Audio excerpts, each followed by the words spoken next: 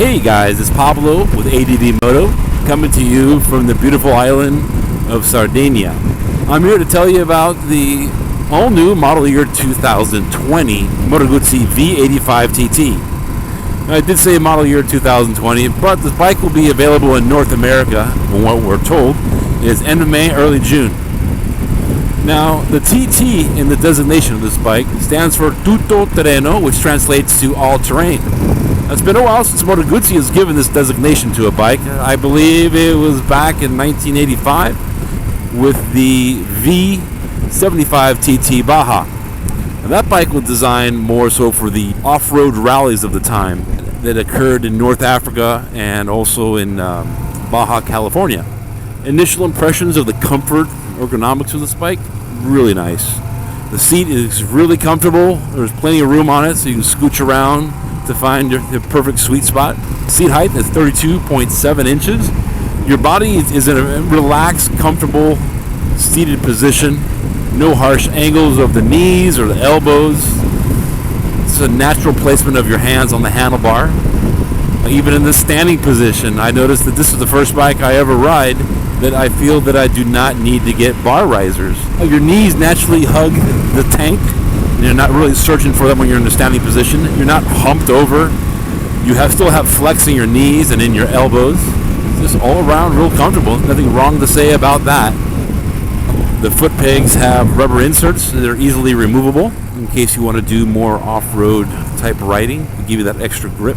The suspension travel is a 6.7, both front and rear. And by the way, the suspension is fully adjustable, both preload and dampering. The ground clearance, it's an adequate 8.3 inches. Remember, this is a classic enduro. This is not something that you're going to be doing some crazy suspension travel. It's great for on-road, long-distance touring, and with a mixture of light to medium off-road.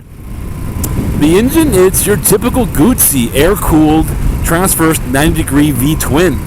It's pumping out 80 horses. I don't know how they did that, but yeah, 80 horses from this 853cc engine. And I believe that the 80 horses are available at around 5,000 RPMs. The torque is 59 foot-pounds, and that is available at an amazingly low 3,750 RPMs. So this is like a freight train, man. It just pulls from way down low all the way up to the end of the rev limiter. The clutch operation is real smooth. So are the brakes. The Brembo brakes are awesome. What else would you expect from Brembo?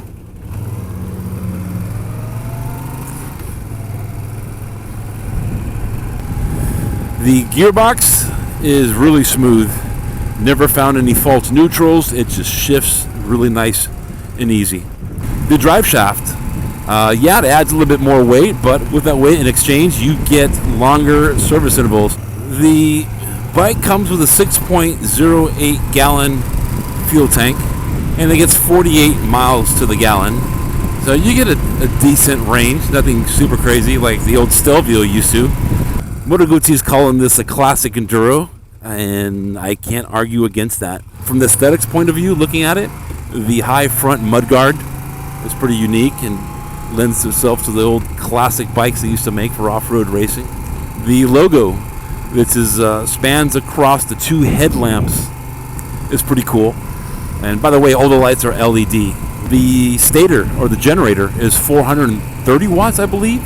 So you could add on a bunch of electrical accessories without really taxing the battery. The bike comes in 3 different ride modes. So there's on-road, which I'm currently on now. It gives you ABS both front and rear. Traction control is set to medium.